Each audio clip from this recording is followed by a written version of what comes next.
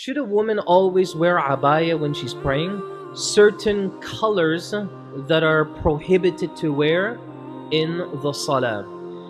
Now the Prophet ﷺ mentions, and he tells this to us after he saw one of the companions, Abdullah ibn Umar radiallahu anhu. Now Abdullah ibn Umar, he was wearing a garment that was of a particular color.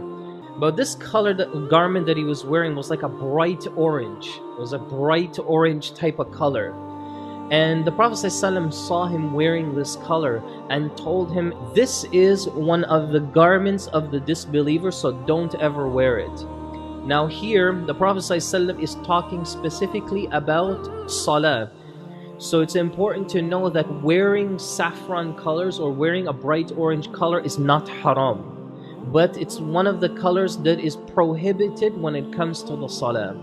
So the first type of color that's prohibited is sort of a bright orange color. The second type is saffron colors itself.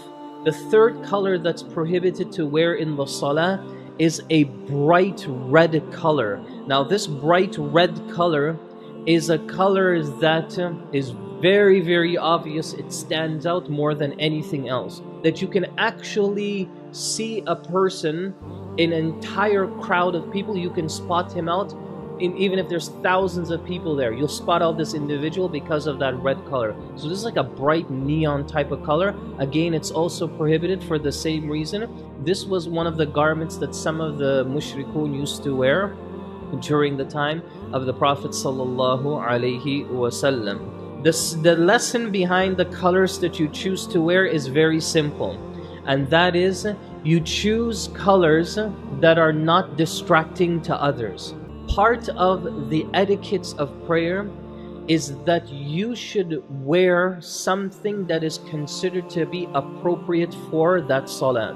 So like we talked about last week, wearing jeans, wearing pants, wearing your gym shorts, all of these things you should try to avoid wearing them for the salah as much as you can. As far as the women is concerned, now this is important. Should a woman always wear abaya when she's praying? Or can she allowed to wear a skirt and a top as long as it covers her well? This is an issue here that scholars, they differ about. And they don't differ on the actual garment itself. But what they differ is how well that garment will cover you. So if a woman decides to wear a skirt and she wears a top, and that top covers her extremely well, you can't see nothing, it's not transparent, you can't tell the shape of her or anything like that. So all of the conditions of the hijab have been met. Is she permitted to dress like this? Absolutely. But when it comes to the salah, it's different. When it comes to the salah, the Prophet ﷺ always encouraged the women to always have at least one baggy garment to run over whatever they wear underneath. Even if it's a skirt and a top, at least one baggy garment should be over all of this. If they choose not to, can somebody say that your salah is incomplete? No. But this is again going towards the perfection and beauty and the manners that you have when you stand in front of Allah subhanahu wa ta'ala.